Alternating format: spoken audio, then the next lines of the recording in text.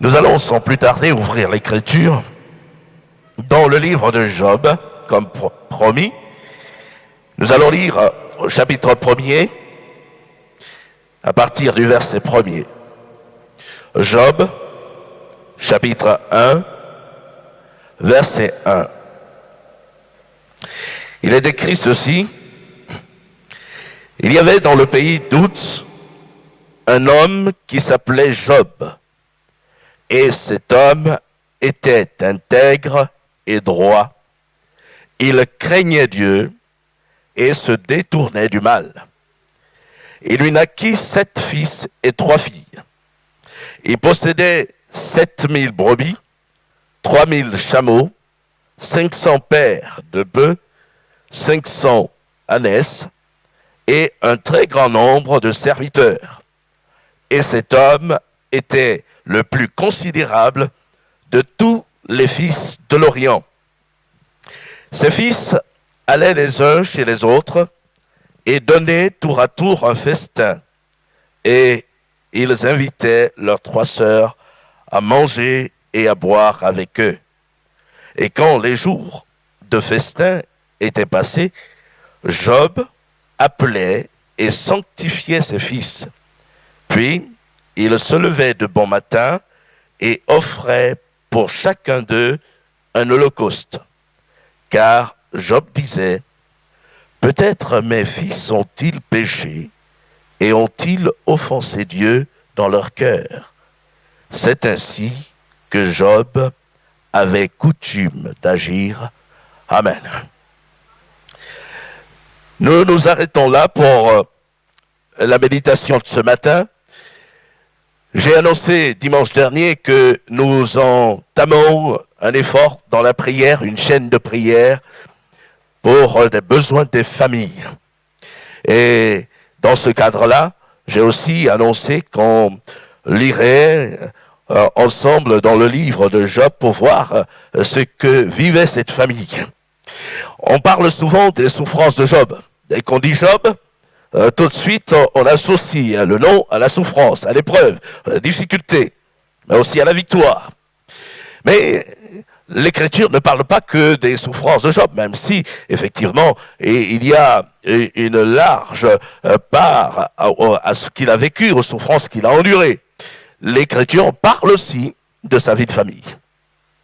Et dans le texte que nous avons lu, il y a plusieurs éléments qui nous montrent en fait le cadre familial de Job avant l'épreuve.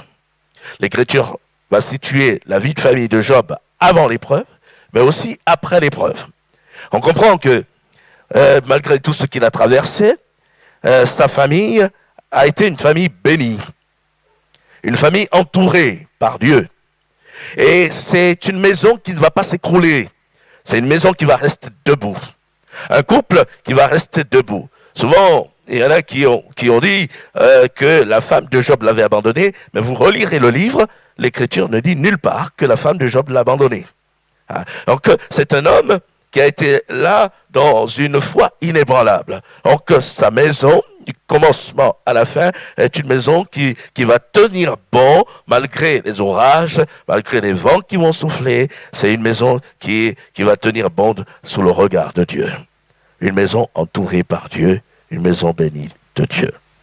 Et je voudrais, en m'appuyant sur le passage que nous avons lu, relever 2 aspects de la vie de Job présentée dans ce texte et qui pour nous doivent servir d'encouragement, de leçon d'enseignement. Le premier aspect, c'est celui des relations entre les membres de cette famille. Et le verset 4 nous en dit long en s'appuyant sur ce que vivaient les fils de Job et leurs sœurs. On relève, premièrement, que les fils allaient les uns chez les autres. C'est important de le souligner. Ils allaient les uns chez les autres. En qu'il y avait là des visites, se fréquentaient, ils avaient plaisir à se retrouver. Et ils s'accueillaient mutuellement aussi. Vous conviendrez avec moi que lorsque vous allez chez quelqu'un et que vous ne vous sentez pas accueilli, vous n'aurez pas envie de repartir. Même s'il s'agit de votre frère, de votre sœur ou d'un membre de votre famille. C'est certain. Mais on voit que chez eux, c'était comme une coutume, une bonne coutume bien établie de s'accueillir mutuellement. Et c'est important de le souligner. Ils allaient les uns chez les autres. Ensuite, il est dit, ils donnaient tour à tour un festin. Il y avait l'accueil. Bon, là, on est dans le cadre de belles agapes fraternelles. Ils pouvaient avoir plaisir à partager aussi leur repas ensemble. Et cela participait de l'entretien de la communion fraternelle entre eux. Alors, là aussi, c'est un point qu'il faut souligner.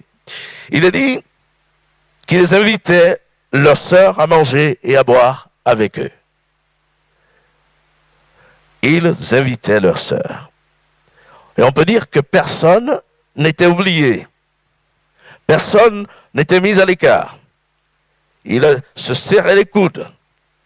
On peut conclure, dans le cadre de ces relations, qu'il y a là le témoignage d'une unité réelle et d'un lien fort entre les enfants de Job.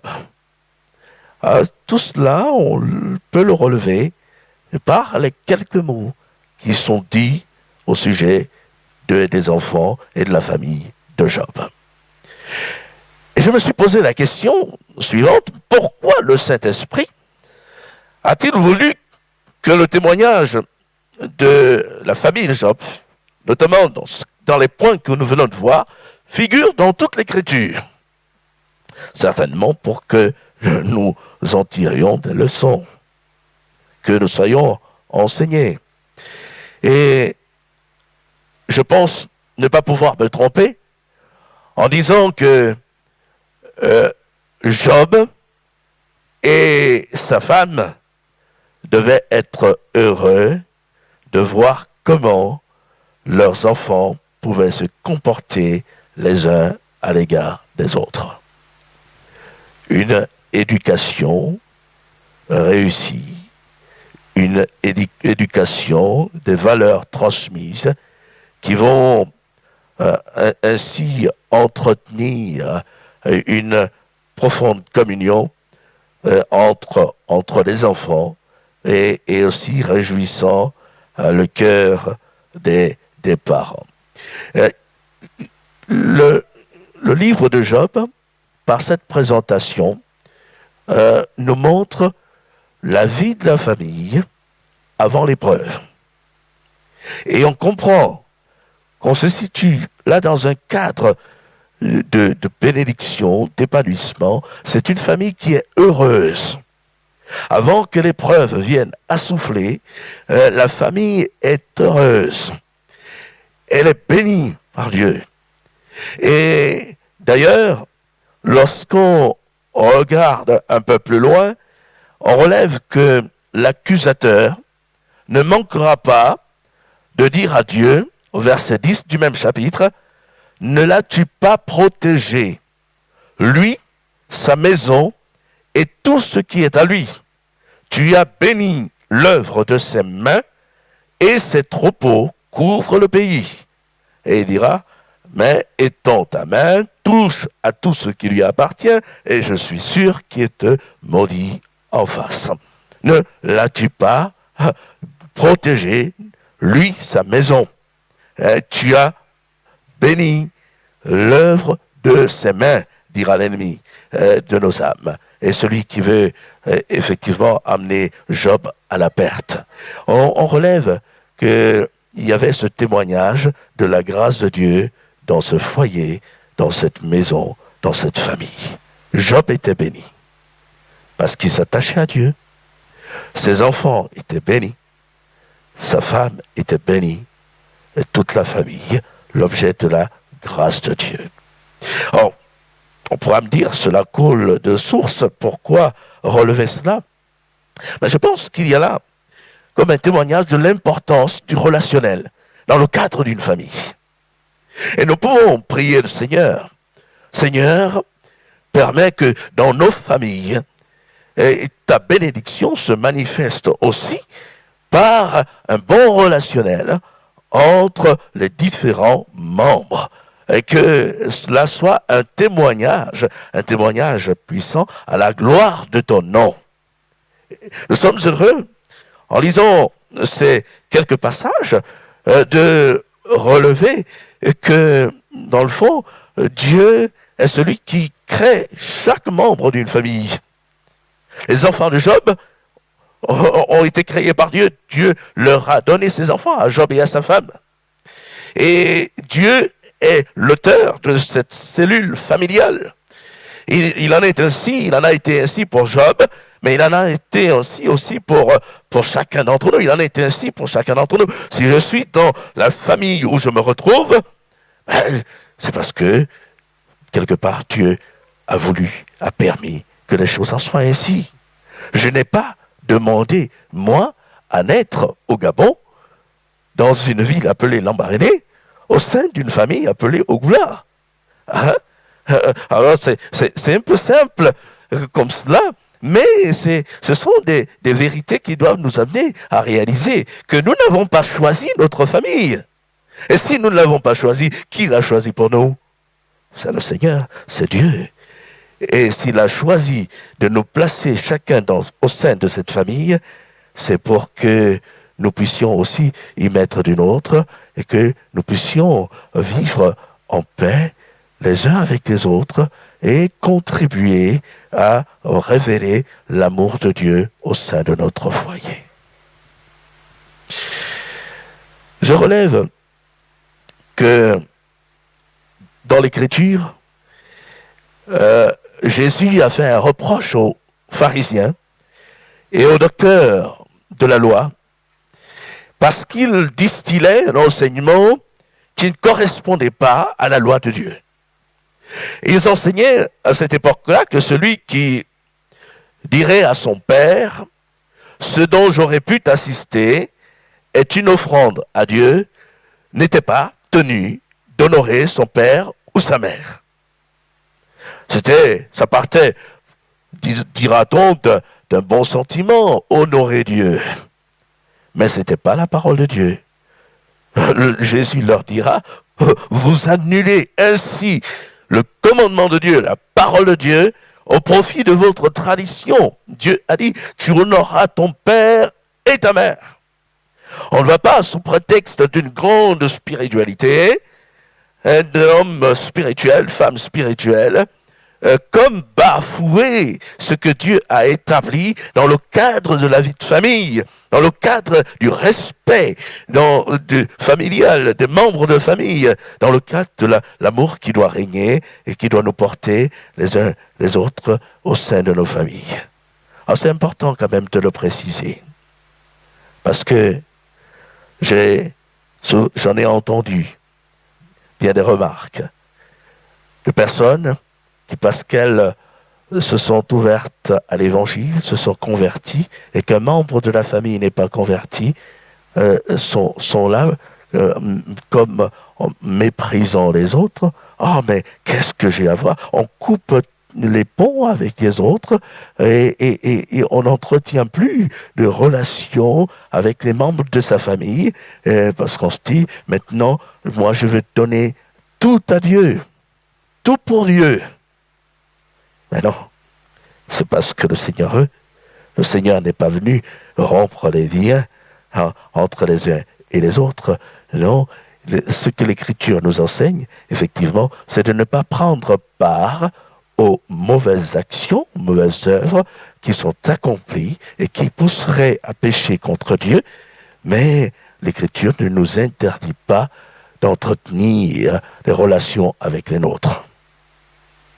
Et je le dis d'autant plus que il y a quelque temps, j'ai dû rendre visite à un couple qui avaient une longue expérience de vie de mariage, qu'ils étaient à une quarantaine d'années de mariage, voire plus. Et il s'est élevé une dispute entre eux, mésentente, et leur fille m'a appelé pour que j'aille conseiller le parent en tant que pasteur. Je me suis rendu et quand je suis arrivé, et l'atmosphère était vraiment électrique. C'est le cas de le dire. La femme remontait, le mari remontait. Et à un moment, j'ai essayé par l'écriture, de leur montrer qu'ils avaient besoin de se pardonner mutuellement. J'aurais cité ces textes d'écriture. La parole dit, mettez-vous en colère, mais ne péchez point, que le soleil ne se couche pas dans votre colère. Mais ils ne voulaient rien entendre. Et l'épouse me disait, ah, moi c'est fini, ça fait tant d'années que je le supporte, ça fait tant d'années que je fais des efforts. Maintenant, je vais me tourner vers mon Seigneur. Tout sera pour mon Seigneur. Lui, je ne m'en occuperai plus du tout. Je dis, ma sœur, vous vous trompez. Et lui disait la même chose. Ah ben, c'est fini. Depuis que je suis avec elle, je suis malheureux toutes ces années. Et c'était vraiment difficile de pouvoir les réunir, les amener à la raison, à se poser, ne serait-ce que pour qu'on prie ensemble. Et c'est la seule fois où je suis sorti d'une visite sans demander vraiment de prier avec les personnes, où je n'ai pas eu envie de prier avec eux. Je le leur ai dit. Je leur ai dit, dans cette circonstance, ça sert à ouvrir à rien que je prie avec vous, parce que dans l'état d'esprit où vous êtes, on ne peut pas s'accorder et on ne peut pas prier ensemble. J'irai prier avec vous chez moi. Et vous savez ce qui s'est passé? Le Seigneur est bon. Quelques jours après, le vent a soufflé dans ce foyer, dans ce couple. La femme s'est retrouvée malade. Je me permets de le dire parce que c'est elle-même qui en a tiré les leçons. Elle s'est retrouvée malade, hospitalisée, et cela a duré plus de 2 mois. Elle est à l'hôpital. Et à un moment, elle en a eu assez d'être couchée dans un lit d'hôpital, qu'elle a langui après le fait de revenir à la maison. Et lui, qui ne mettait pas la main à la pâte pour aider sa femme, s'est retrouvé à faire toutes les tâches ménagères de la maison. Et cela, vous vous rendez compte, ça a duré plus de 2 mois. Et à un moment, il a mesuré aussi le travail que faisait sa femme. Et il a langui après le retour de sa femme à la maison. Et le Seigneur a fait grâce. Il a posé sa main. La femme est rentrée chez elle. Et je peux vous dire que l'atmosphère avait changé dans la maison. Je suis reparti rendre visite à ce couple. Et pendant que nous parlions, j'avais même oublié la première visite, et c'est l'épouse qui m'a rappelé. Elle dit, ah, vous vous souvenez, frère, je vous avais dit que je voulais plus vivre avec lui, que tout serait pour mon Seigneur. Mais le Seigneur m'en a donné une belle. Et là, j'ai compris la leçon. Elle dit, il est merveilleux le Seigneur pour nous enseigner, pour nous apprendre. Alors je prends cet exemple, ce témoignage, cette expérience pour surtout nous amener à comprendre que nous ne pouvons pas dire je donne tout au Seigneur et je néglige ma famille. Non, au contraire, chacun de nous est appelé à y mettre du sien pour que notre famille, dans les relations, il y ait encore ce témoignage d'amour. J'aime souvent rappeler cette parole que Paul adresse à Timothée dans la première lettre à Timothée, chapitre 5 et verset 8, lorsqu'il dit « Si quelqu'un n'a pas soin des siens, et principalement de ceux de sa famille, il a renié la foi et il est pire qu'un infidèle. Il est pire qu'un infidèle. Pourquoi? Parce qu'il a renié la foi, mais il entretient l'illusion d'être dans la foi. Il ne réalise pas qu'il a renié la foi. Il va continuer à prier, il va continuer à chanter des alléluia, mais aux yeux de Dieu, il n'est plus dans le coup. Il n'est plus dans la foi. Et c'est la raison pour laquelle Paul va dire, mais il est pire qu'un infidèle. Un fidèle sait qu'il ne croit pas. Il le sait. Mais celui qui entretient cette illusion, mais il est pire. Alors, nous pouvons vraiment prier. Seigneur, donne-moi au sein de ma famille de pouvoir être quelqu'un qui renforce les liens, qui travaille pour l'unité, pour la cohésion, pour la stabilité de mon foyer. Et nous allons, tout au long de ces 2 jours où nous avons cette chaîne de prière, nous allons prier pour nos foyers, que le Seigneur, par son esprit, puisse aider à ce que les liens soient renforcés. Que là où il y a peut-être besoin de demander pardon, qu'on se demande pardon, que cela soit accompli, et que là où il y a comme des divisions dans les familles, que la grâce de Dieu intervienne, que l'amour du Seigneur y souffle. Vous êtes d'accord avec moi? On priera dans ce sens-là. Deuxième point à relever, c'est l'importance d'une vie de communion avec Dieu au sein de sa famille. Premièrement, les relations entre les membres de la famille. Et puis, il y a ce deuxième aspect, la communion avec Dieu. Une famille qui se retrouve dans l'adoration, à servir Dieu, à honorer Dieu, ensemble. Gloire au Seigneur. Et c'est ce que nous voyons, notamment au verset 5. On pourrait relire ce verset 5. Il est dit ceci. Et quand les jours de festin étaient passés, Job appelait et sanctifiait ses fils. Puis, il se levait de bon matin et offrait pour chacun d'eux un holocauste. Car Job disait, peut-être mes fils ont-ils péché et ont-ils offensé Dieu dans leur cœur. C'est ainsi que Job avait coutume d'agir. Je retiens 2 choses. Il appelait et sanctifiait ses fils. Et je relève là l'autorité spirituelle de Job. Je relève aussi l'obéissance des enfants à l'égard de leur père. Parce que, rappelons-le, il s'agit ici d'hommes qui ont chacun chez soi. On l'a vu, ils s'invitaient les uns chez les autres. Et pourtant, quand ils avaient fini ces phases d'invitation, Job pouvait encore les appeler, les réunir pour offrir un sacrifice, et les enfants revenaient vers leur père et répondaient à l'invitation de leur père. Et je pense que c'est là aussi quelque chose à relever. Et on peut appliquer à Job, à ses enfants, sa famille, ce proverbe de l'Écriture instruit l'enfant selon la voie qu'il doit suivre, et quand il sera vieux, il ne s'en détournera pas. Il y a cette autorité. Mais je pense aussi que si les enfants pouvaient être encore soumis à leur père, c'est parce qu'ils avaient le modèle d'une vie consacrée à Dieu. Job sanctifiait ses fils. Mais, d'entrée, le portrait de Job est dressé comme suit.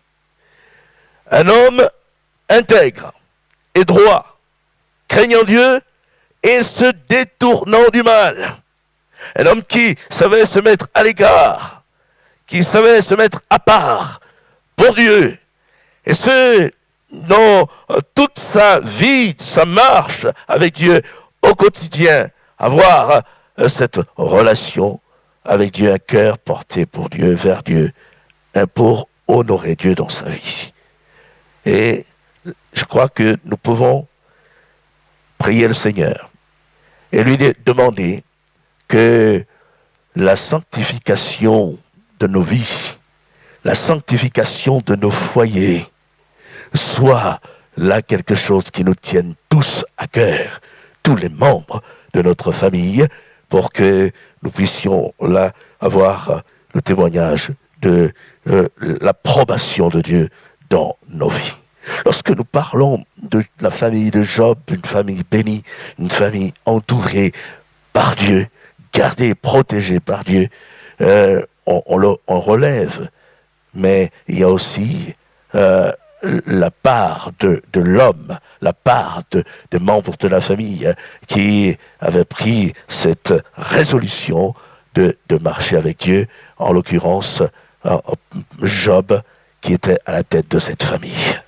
Et je pense pouvoir nous exhorter dans cette démarche, chacun d'entre nous. J'ai été fortifié de relever les témoignages des derniers baptêmes de ceux qui ont grandi dans des familles où le nom du Seigneur est évoqué, de voir que ce qui a été semé en eux est demeuré dans leur cœur. Il y a eu pour certains des passages un peu difficiles, mais ce qui était semé a été semé. Gloire au Seigneur. Et quand j'entendais les témoignages, je me souvenais des propos de nos pasteurs anciens, Édouard Kowalski, qui a eu à cœur, qui travaille beaucoup pour exhorter les enfants, les familles, les maisons. Et lorsqu'il a écrit son livre « J'instruis mon enfant », et qu'il est passé le présenter à l'église où je me trouvais, il a dit une chose qui m'a marqué. Et il exhortait les parents non seulement à instruire eux-mêmes leurs enfants selon les principes bibliques chez eux, à la maison, mais il les exhortait aussi à les encourager à avoir une vie d'église, à prendre part aux réunions. Et il disait, mais je suis un enfant qui a été forcé, obligé à venir à l'église. Et aujourd'hui, je ne le regrette pas. Et dans ce qu'il pouvait préciser, il y avait cette remarque. Il interrogeait l'église, pourquoi l'église serait-elle négociable pour nos enfants? L'école est-elle négociable? Il disait non.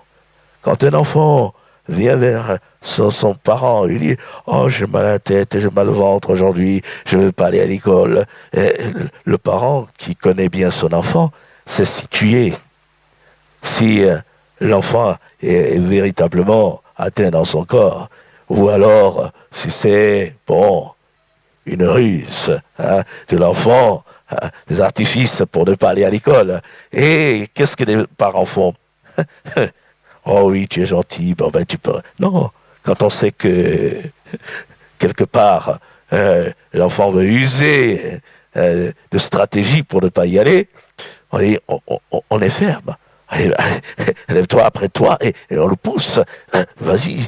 Pourquoi? Parce que on a à cœur l'avenir de notre enfant, de nos enfants, dans le cadre de la société. On veut qu'ils apprennent, on veut qu'ils se forment, on veut que plus tard, ils puissent avoir une situation, un travail qu'ils puissent assumer. On est d'accord. Et il en va de la responsabilité des parents que nous sommes. Et on prend la même réalité en transposant dans le domaine de la relation avec Dieu et de la marche spirituelle. Le Seigneur nous a confié, pour les parents que nous sommes, des enfants, et nous en avons une responsabilité. Si nous pensons à l'avenir de nos enfants dans une société, dans notre société, nous voulons aussi penser à l'avenir spirituel, à l'éternité de nos enfants, afin que nous puissions leur apporter ce qui est nécessaire pour leur marche avec Dieu, qu'ils puissent eux-mêmes avoir une relation plus tard avec le Seigneur, aimer le Seigneur, servir le Seigneur, et au-delà de tout, avoir le salut, la vie éternelle. Et nous voulons aussi prier pour cela, que le Seigneur puisse étendre sa main dans nos foyers. Pendant ces 2 jours de prière, que le Seigneur puisse ouvrir les cœurs des nôtres qui peut-être se sont éloignés et se sont détournés de la grâce de Dieu afin qu'ils reviennent dans une communion réelle avec le Seigneur. Je terminerai en soulevant juste le dernier point. Job réunissait ses enfants et offrait un holocauste. Dans l'éventualité qu'ils aient péché et qu'ils aient offensé Dieu dans leur cœur. Et c'est à souligner. Job pouvait veiller sur ses enfants, mais Job ne pouvait pas toujours savoir ce que pensaient ses enfants. Alors pour que le cœur de chacun de ses enfants soit conservé pur aux yeux de Dieu, il a trouvé le moyen, le sacrifice, l'holocauste. Il a trouvé le moyen de les réunir autour du sacrifice. Et je pense que c'est là, pour nous, une très belle image. Une très belle image de notre état personnel, mais de chacun des membres de notre famille. Nous voulons être tous, dans le cadre de nos familles, autour du sacrifice, autour de l'holocauste. Job était sacrificateur dans sa propre maison et pouvait ainsi réunir ses enfants et offrir l'holocauste. Comme le sang qui pouvait couler, et il savait déjà, avant que la loi soit donnée, il savait déjà qu'on ne pouvait s'approcher de Dieu que par l'écoulement du sang, l'effusion de sang. Et il en est encore ainsi pour nous aujourd'hui. Nous ne pouvons nous approcher du Seigneur que sur la base du sang. Et nous n'avons pas, nous, à offrir le sacrifice. Nous sommes sacrificateurs, mais sacrificateurs en Jésus-Christ. L'Holocauste a été pourvu, l'Holocauste a été offert, le sang de Jésus a coulé, et il nous incombe à chacun d'œuvrer pour que, dans le cadre de nos familles, nous nous retrouvions tous autour de la croix, autour du sacrifice de Jésus. Et nous pouvons prier, le Seigneur permet que tous les membres de nos familles qui n'ont pas encore réalisé l'œuvre de la croix puissent être là marqués et qu'ils soient éclairés par ta grâce et par l'action du Saint-Esprit, afin que nous ayons la joie de célébrer Jésus comme nous l'avons célébré ce matin en chantant qu'il est digne est l'agneau. Oui, lui seul est digne d'être élevé, d'être glorifié, mais que cela soit vrai aussi pour nos foyers et que ainsi le Seigneur puisse accorder encore sa bonté. Une famille bénie, famille protégée par Dieu, est-ce que les membres pouvaient entretenir une communion entre eux, mais aussi les membres pouvaient se retrouver dans le service de Dieu, autour d'un sacrifice d'holocauste accompli pour que la grâce de Dieu et la faveur de Dieu puissent descendre sur chacun. Que le Seigneur soit glorifié et que nous soyons chacun encouragés par cette parole.